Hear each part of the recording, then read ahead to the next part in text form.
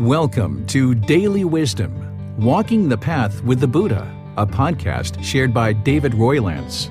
This podcast is dedicated to guiding you to completely eliminate the discontent mind and the suffering it causes by attaining enlightenment.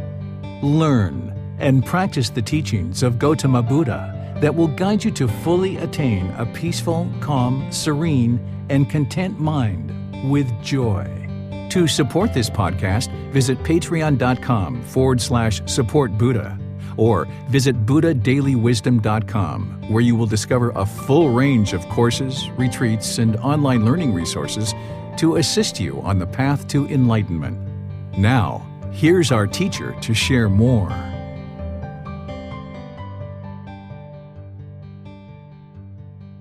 Sawadee krap. Hello and welcome to Daily Wisdom, Walking the Path with the Buddha. Thank you for joining us today. We're doing Breathing Mindfulness Meditation today in a guided meditation. This is a time for us to come together and encourage and support each other in our meditation practice. And we do this each Wednesday, where we're rotating from Breathing Mindfulness Meditation to Loving Kindness Meditation. Next week, I'll be starting a 4-part series on Breathing Mindfulness Meditation, because on Sunday, we're going to be restarting our group learning program from the very beginning. And this is where I start to help students from the very beginning and build up their life practice towards the attainment of enlightenment. And as part of our Wednesdays, I'll do a 4-part series over 4 Wednesdays of Breathing Mindfulness Meditation. And then when that's finished, I'll do a 4-part series on Loving Kindness Meditation. I'll do a 4-part series on chanting, and then we'll go back to rotating between Breathing Mindfulness Meditation and Loving Kindness Meditation. So I'd like to welcome you to our class today, where I'll be guiding you guys in a Breathing Mindfulness Meditation session. This is the primary form of meditation that the Buddha taught. It helps to cultivate and arise mindfulness or awareness of mind, specifically cultivating the 4 foundations of mindfulness. And it develops concentration, or this focus and this clarity of mind. And then you're working to eliminate craving, desire, attachment, the cause of discontentedness. So I'd like to welcome all of you to our class and invite you to join for meditation. If you're going to be sitting on the floor, you might have a cushion under your rear in order to lessen the angle at your hips, knees, and ankles. If you're sitting in a chair, you might just have your feet flat on the floor or cross at the ankles. It's up to you. You would like the lower body to be comfortable, not luxurious and not painful, but comfortable. The hands and the arms should rest comfortably in the lap. The Buddha put his right hand over his left with his thumbs together, so you could put that into your lap if you like. But if for any reason that's not comfortable, there's other options here. Some people might choose to put their palms on their thighs or on their knees. Some people like to put their palms up. Essentially, the lower body and the hands and arms should be completely relaxed as part of the meditation. There shouldn't be any pain, and it shouldn't be very luxurious. The upper body should be erect. This helps to keep the mind attentive and alert during the meditation. And you're going to need that because this is a dedicated, active, purposeful training session where you're actively training the mind. So by keeping the upper body erect, this keeps the mind attentive and alert so you can do the work to actually train it. Next, you'd like to close the eyes and start breathing in through the nose and out through the nose. Here you're just working to establish the breath. Breathing in and out. You can stay here just focusing on the breath, kind of establishing it, or you can join in the chanting if you know the chants. After the chanting, I'll be back with some more guidance to help you get further into meditation. So you're welcome to hang out establishing the breath or join for the chanting.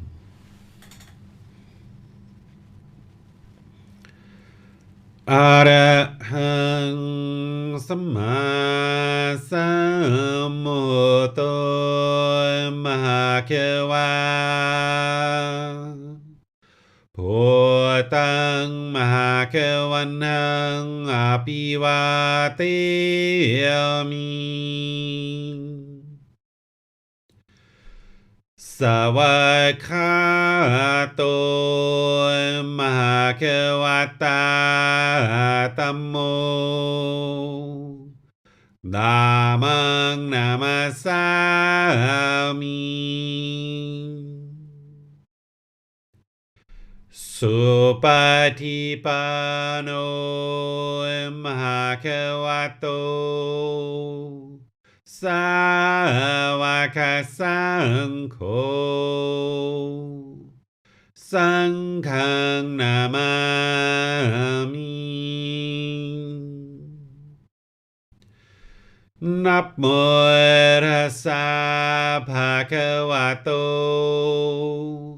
อะระหะโตสัมมาสัมพุทธัสสะ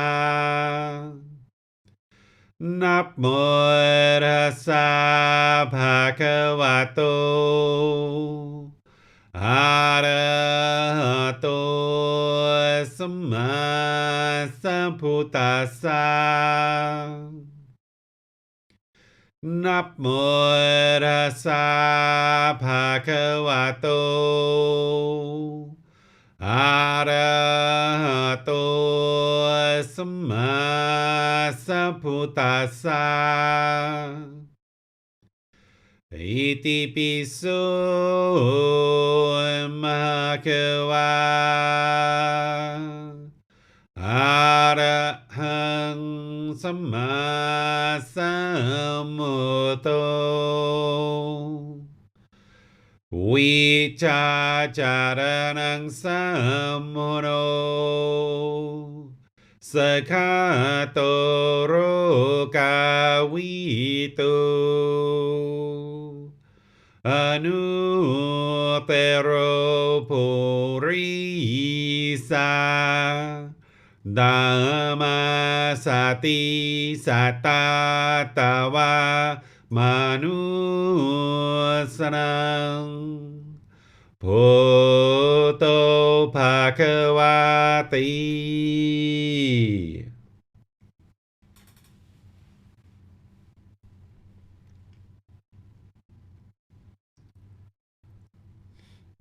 Okay, you should be breathing in through the nose and out through the nose.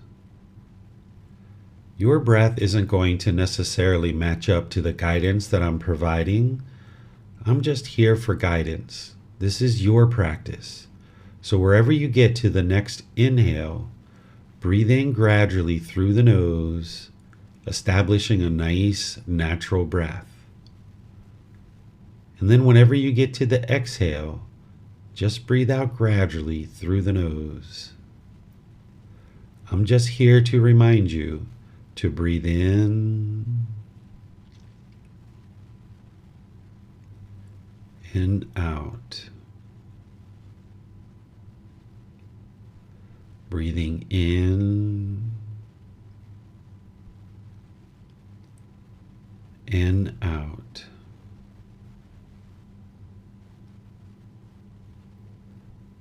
Once the breath is established, start fixating the mind on the sound of the breath or the sensation of air moving into the nose. The breath is the present moment. Fixate the mind on the breath, the present moment. Breathing in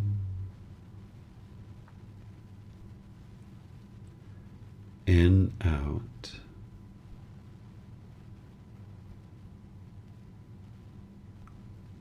Breathing in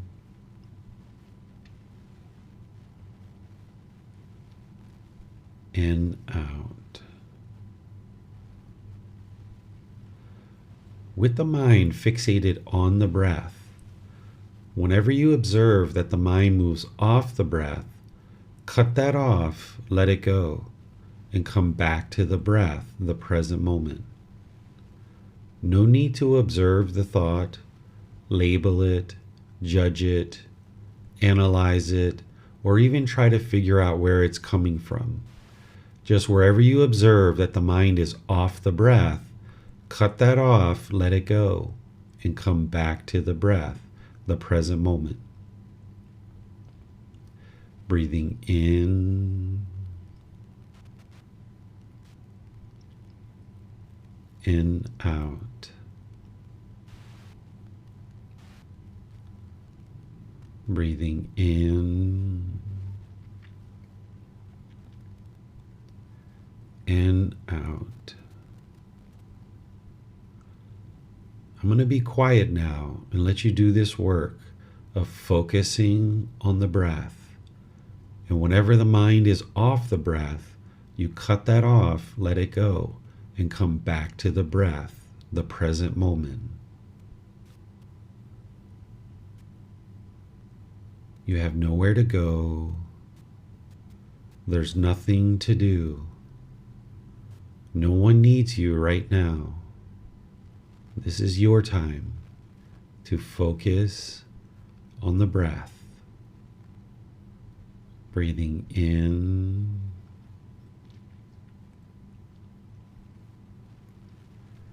and out.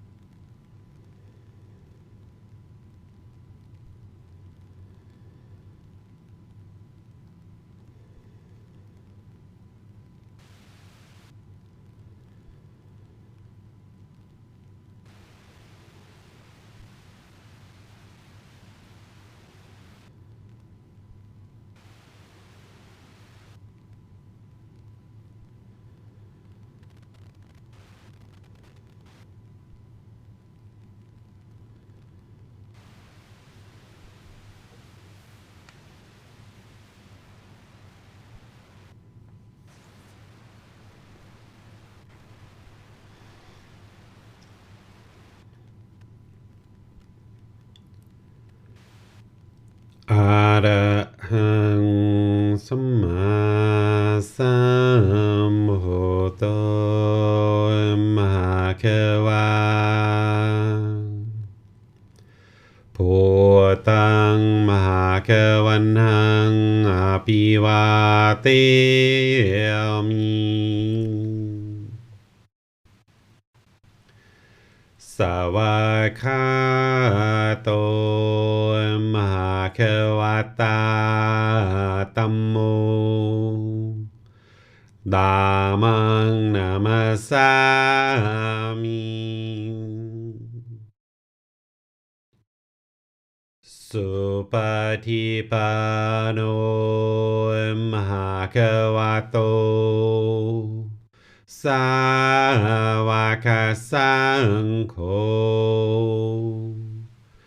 สังฆังนามามินับโมตัสสะภะคะวะโตอะระหะโตสัมมาสัมพุทธัสสะนับโมตัสสะภะคะวะโตอะระหะโตสัมมาสัมพุทธัสสะนับโมตัสสะภะคะวะโตอะระหะโตสัมมาสัมพุทธัสสะอิติปิโสมหะควาอะระหังสัมมาสัมพุทโธวิจาจารณังสัมมุโนสกขาโตโรกาวิโตอนุเตโรปุริสาดัมมาสติสัตตาตาวามนุสนังพุทโธภาควาติ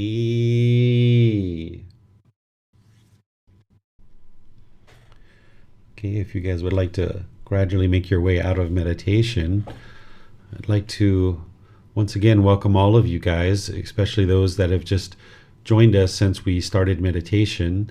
Welcome to our class.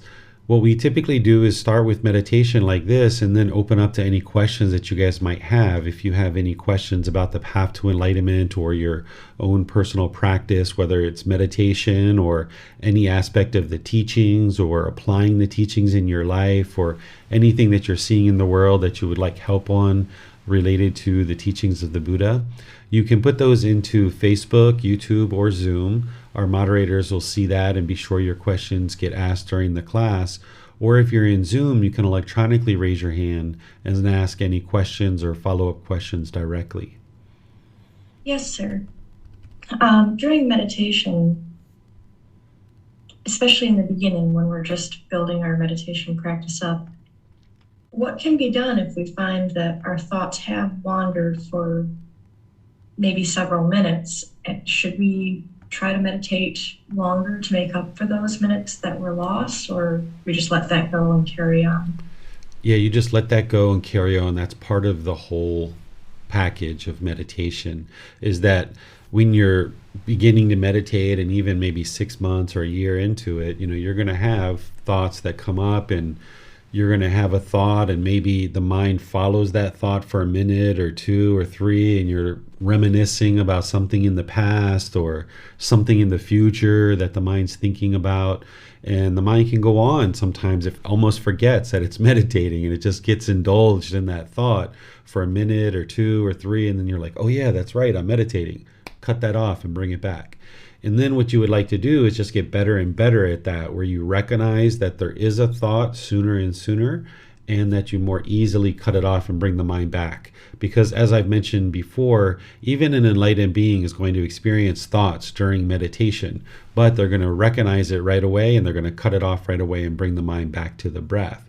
But when we're still working to gain control and discipline of the mind, we might indulge that thought for a minute or two or three before we realize, oh yeah, that's right, I'm meditating. Let me cut that off and bring the mind back to the breath. So that's part of the whole package. And each time you're bringing the mind back to the breath, back to the breath, back to the breath, you're gaining that control and that discipline. You're getting that mindfulness and that concentration and the discipline to control the mind. And then you're eliminating craving, desire, attachment as well. Yes, thank you, sir. And then on YouTube, Thomas asks, "Dear teacher, since I started breathing mindfulness meditation, I've noted that I need much more meditation instead of sleeping. Is this okay? Thank you." Yeah, what you'll notice as you're meditating and the mind is awakening, you'll notice that you won't need as much sleep anymore. When the mind is polluted and has craving and anger and ignorance, and it's burdened by this craving and it's just chasing after the objects of its affection and longing and yearning, this is a lot of work for the mind. This is a real burden for the mind to carry around, craving. So as you start meditating and the mind's awakening, you're going to reduce craving, desire, attachment, so the mind's not chasing after the objects of its affection so much, so it's not as tired. And as it's awakening, that's one of the reasons why we call it awakening the mind, is that you notice that you need less and less sleep because the mind is not as tired, it's not as polluted. Enlightened beings can sometimes sleep as little as 2, 4, 6 hours a day. Even sometimes, going long stretches, 36, 48 hours without sleeping, and be completely peaceful and joyful. They don't get tired. An enlightened being actually doesn't experience tiredness. They get sleepy. The mind gets sleepy, where you know that, okay, I need to get some sleep. But you won't feel that tiredness in the mind, and you won't feel that tiredness in the body, because when the mind is tranquil, the body is tranquil. Where when you're carrying around burden and pollution in the mind, that weighs on the body. Sometimes I remember coming home from work in the past and feeling like I'm carrying like cinder bricks on my ankles, like dragging the feet, or all this pressure and tension on the neck and the shoulders and things like this. You'll eliminate all that when you're eliminating the pollution of mind. The body will be tranquil and it won't feel heavy, because you've uplifted the mind, you've awakened the mind. There's this radiance and this brightness coming through the mind, and that gets reflected in the body. This is why I share that the mind is the boss and the body is the employee, because when you train the boss, when you train the mind, the employee, the body will follow. So that's why when the mind is tranquil, the body will be tranquil. Thank you, sir. Does this mean that even with high levels of physical exertion, the body just won't feel tired at all? Yeah, so the body isn't going to feel any tired. The mind isn't going to feel tired. It's going to be uplifted because of that enlightenment factor of energy that's in there. You will feel, once the mind gets to enlightenment, that you could run a marathon, 5 times a day if you needed to. It's not like that excited energy that we think about with maybe like someone who considers themselves bipolar or manic. It's not that kind of energy. It's just like, okay, I could sit here and do nothing for the rest of the day and be completely peaceful and joyful, or I could go outside and run 5 marathons and still be peaceful and joyful. It doesn't matter. An enlightened mind is going to just be peaceful and joyful no matter what. And they're not going to experience any tiredness in the body or in the mind. Like I mentioned, there'll be sleepiness where they need to sleep, but because there's not craving, they're not pushing themselves and pushing themselves and pushing themselves and pushing themselves. It's not the whole, nose to the grindstone mentality that we talk about in some cultures. An enlightened being understands, I need to work some, and then I need to rest some. I need to work some, and then I need to rest some. This is like the balanced lifestyle. They're not going to just be go, go, go, go, go, go, go, go, go, go, go, go, go, go all the time. They're going to balance out their life and make sure that their home life and their work life is well balanced, and they know that having loving kindness and compassion for all beings includes having loving kindness and compassion for this being who you are. And part of that loving kindness and compassion is having a balanced life where you're not nose to the grindstone all the time, where you do work, but then you also take breaks, and then you do work, and then you take breaks, and you see that as a normal part of your day, and you're not allowing the mind or the body to get into a situation where it's just utterly exhausted and completely tired and worthless and feels like it's been dragged through the sand, so to speak. Yes, understood. Thank you, sir. Mm-hmm. I see that Tony has his hand up. Let's go to him for his question. Hello, Teacher David and everyone. Question for you. One of my what I'm trying to do in the new year is practice more right speech, to be more in that eightfold path, in that one of the fold of the path. And I'm noticing that at times I say stuff that I'm harsh speech that and I catch myself after. I say, what? Why did I say that? So I'm having regrets about saying things. How can I catch that before? Like, what's the practice to try to correct that, sir? Sure. So where this comes from is when there's craving in the mind, right? We get the objects of our affection, we get those pleasant feelings, they're temporary, but then when we don't get what we want, then there's this anger, this hatred, this ill will, and all those lesser versions like frustration, irritation, annoyance, and even dislike. So when that starts coming into the mind, that's when the bitterness, the harshness, the aggression is going to come out in the speech. So what you would like to do is continue with your breathing mindfulness meditation and your generosity so that you're getting rid of craving, because the more you get rid of craving, that's going to take care of the anger.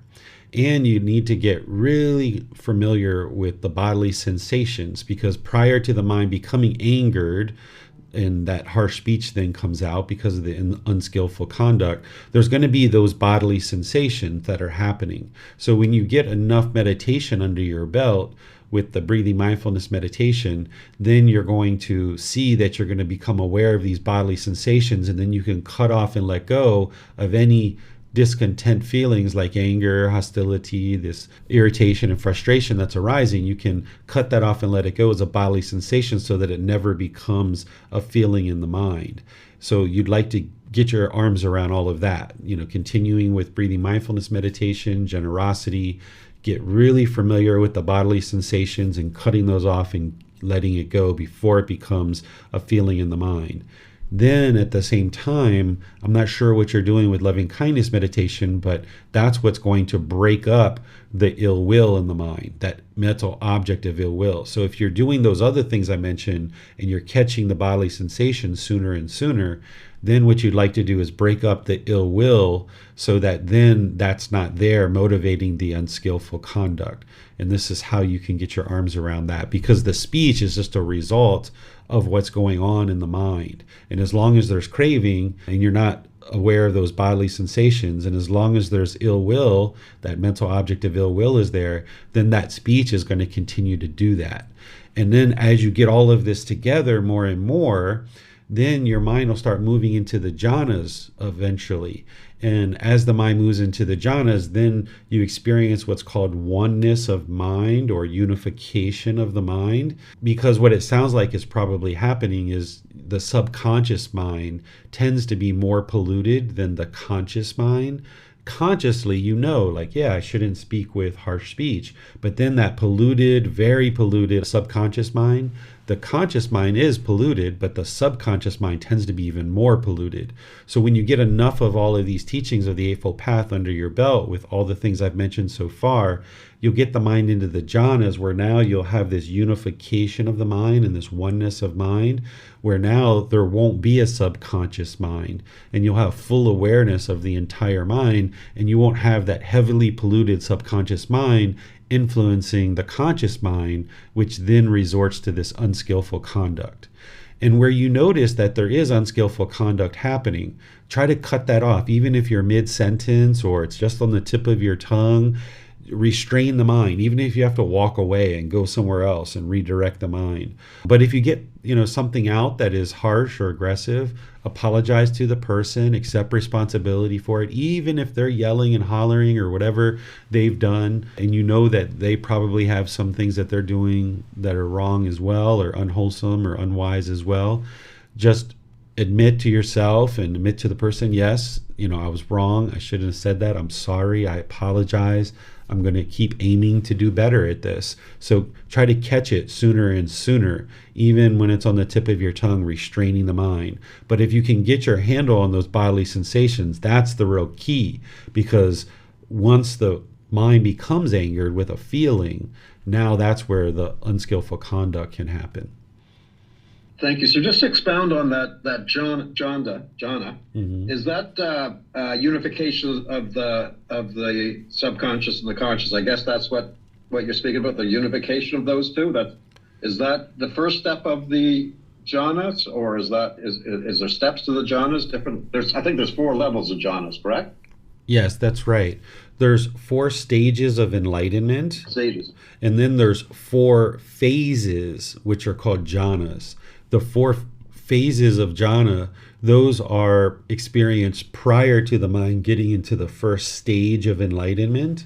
And these are qualities of mind that you experience as you're putting together the Eightfold Path more and more. So you're really wise to be working on right speech, because as you get all of your different factors of the Eightfold Path really dialed in really closely, this is where the mind will move into those jhanas, which are 4 phases that the mind moves through. They're temporary, and if you got complacent as the mind was moving through those, your mind would actually regress. But when you get to the second phase, when you get to the second jhana, this is where the unification of the mind happens, and there's no longer a subconscious mind. And again, if you got complacent or you didn't stay focused on your development, the mind would regress out of that. But if you start moving into these jhanas by putting together the Eightfold Path really well, eventually you'll move through the jhanas and you'll focus on eliminating those fetters. And when you eliminate the first 3 fetters, then the mind moves into the first stage of enlightenment, which is called stream entry. And when you get into the first stage of enlightenment, from that point, the mind won't regress. It will no longer regress. But in the jhanas, there's still the potential that it can regress because the mind hasn't yet gotten to the first stage of enlightenment. Thank you, sir. You're welcome. I've taught some classes on this, Tony, so if you need a link, you can let me know and I'll send it to you. And I'll be teaching another class on this in about 4 or 5 weeks from now as part of the group learning program on a Sunday. I'll be talking about the jhanas in detail.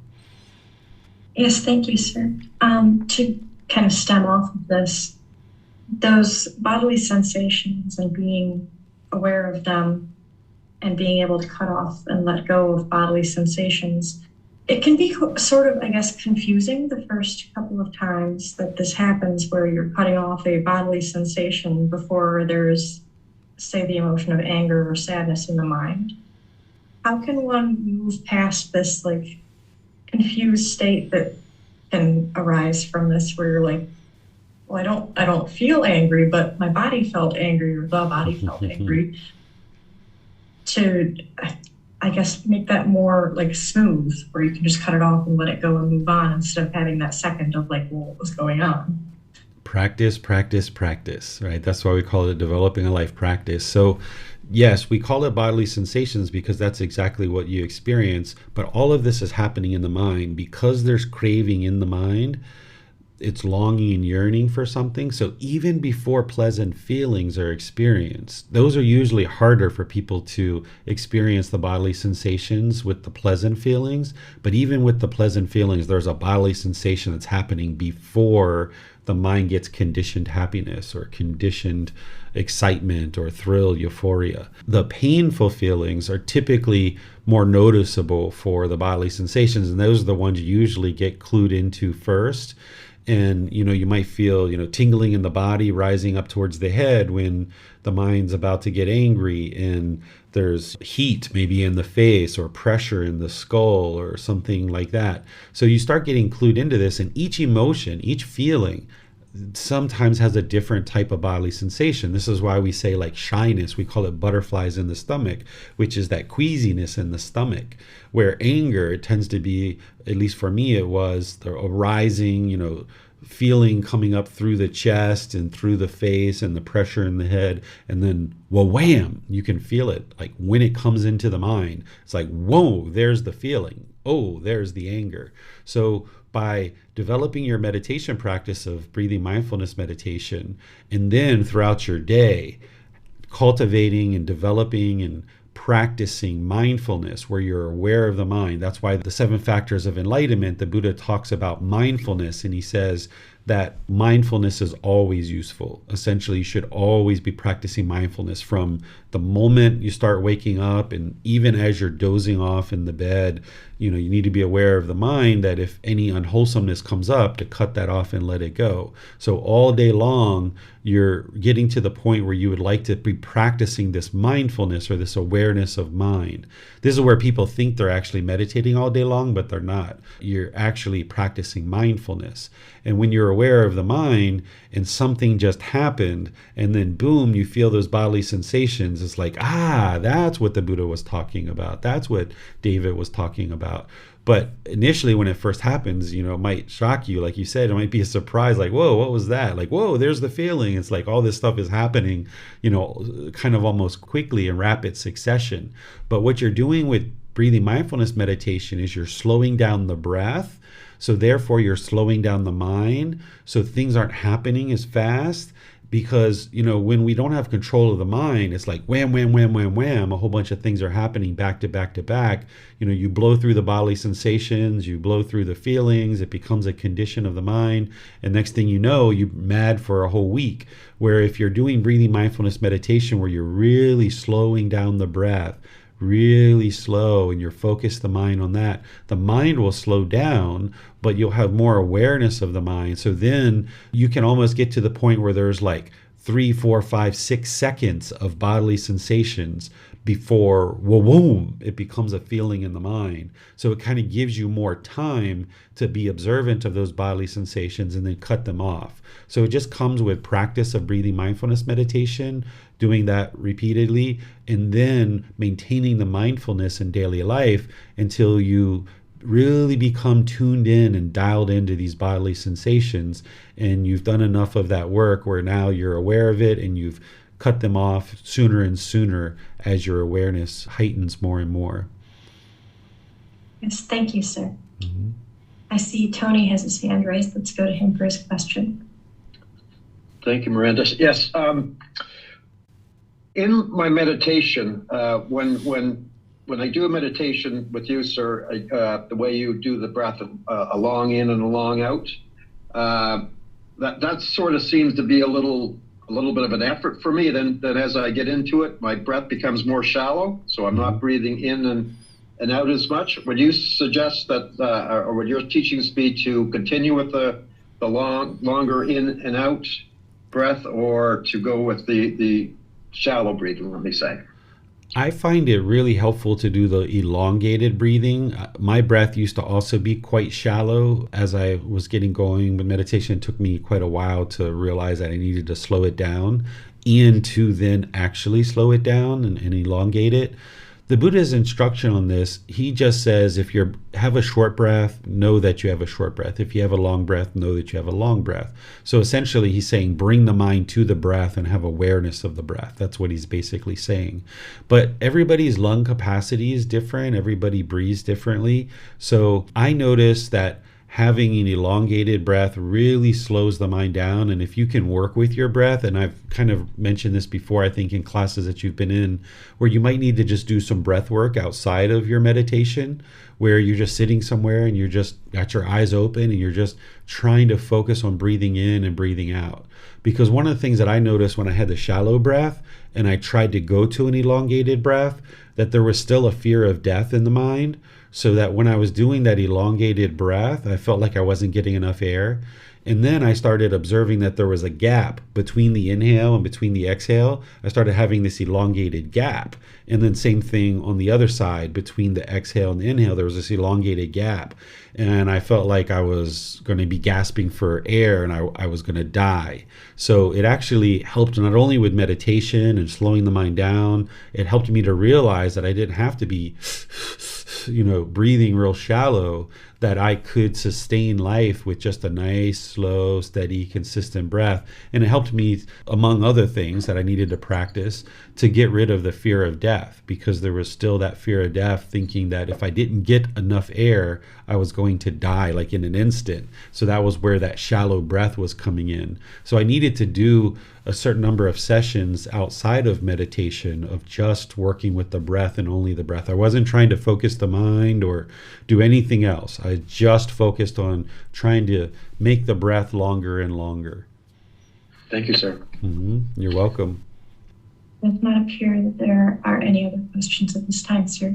Okay, and I would like to just add one more thing for you, Tony. I'm not sure how you sit in meditation or lie or stand or what have you, but if you have a really upright body where you lift your sternum up and you have that erectness that the Buddha talks about in his teachings of having an erect body, this will open up the lungs and allow you to breathe in more oxygen and slow down your breath. Whereas if your chest cavity is collapsed and your shoulders are rounded, then your lung capacity isn't going to be as much. So you'd like to get your shoulders back, your sternum up, and your chest really open.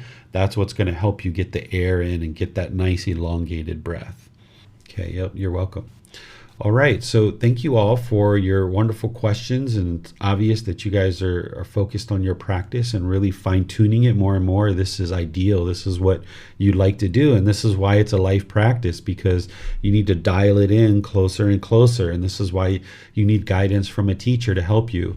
This book that I've written and the entire book series has an enormous amount of detail to help you, but I can't put every single thing that you would ever need into a book or into one video or into a series of videos. So that's why each individual student investigating the teachings, really sinking their teeth into it, rolling up their sleeves, working through it, and then getting personal guidance like this, either in class or scheduling personal guidance or asking questions in the Facebook group or sending a private message. This personal guidance is so important because each individual person's practice is going to be a bit different, and you're going to need to dial in your practice more and more, different little facets, even down to how you sit with your rib cage and your shoulders and how you hold your upper body, and these kind of things all need to be dialed in. And then that's where you see the real progress as you get this dialed in more and more. So hats off to all of you guys who are being dedicated and diligent, not just the ones that are in the class, but those of you guys out there listening to this on the podcast or on the replay or asking questions in the Facebook group. Everyone in our community who's really investigating the teachings and really working to be determined and diligent. This is exactly what you would like to do with your practice, not becoming complacent, but really soaking in and fine-tuning your practice. This Sunday, we're going to be restarting our group learning program from the very beginning. It's a new start where I'm going to be starting off and going through for 7 months the entire program. So if you've attended this in the past and you'd like to restart it, or if you started midway through this last one and you'd like to start from the beginning, or you've never studied with me at all and you'd like to start from the very beginning, this is the ideal time for any kind of people who are either just starting out with the path to enlightenment, or even if you've been studying other places and maybe you haven't been through kind of a formal program to build you up from the beginning all the way through to building up your life practice based on the words of the Buddha. This particular program is a perfect program for you to start from the very, very beginning. And each time you go through this program, you'll pick up more and more understanding of the teachings, because I say things a bit different. There's different questions from the students. So going through this program more than once will actually really, really help you.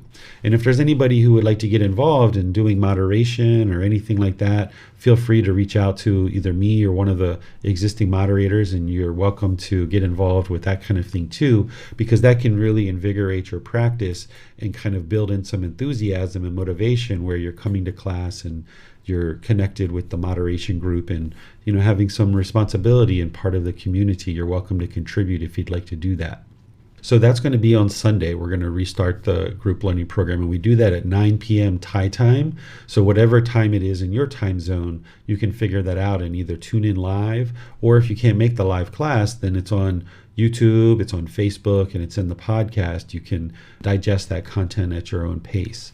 And then on Wednesday, we're going to be starting the first class of a 4-part series where I'm going to be sharing breathing mindfulness meditation, starting from the very beginning and building students up from the very beginning.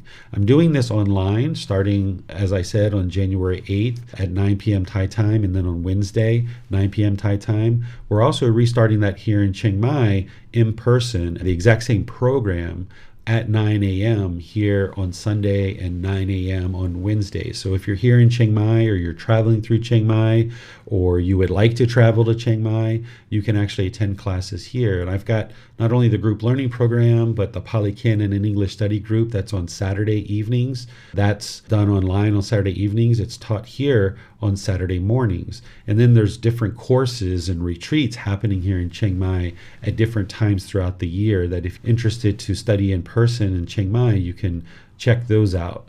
And then there's some retreats that are happening in the USA this summer that we're working on and the community's planning. And then there's also a retreat in India and Nepal at the end of this year as well that you might be interested to look at. And all of that's available on the website, buddhadailywisdom.com.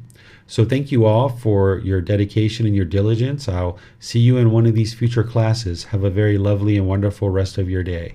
Sawadee krap. Thank you for listening to this podcast. To provide support for this podcast, visit patreon.com/support Buddha. To access more teachings, visit buddhadailywisdom.com. There, you will discover a full range of courses, retreats, and online resources to assist you on the path to enlightenment. Remember to establish a daily, consistent meditation practice, along with learning and practicing these teachings.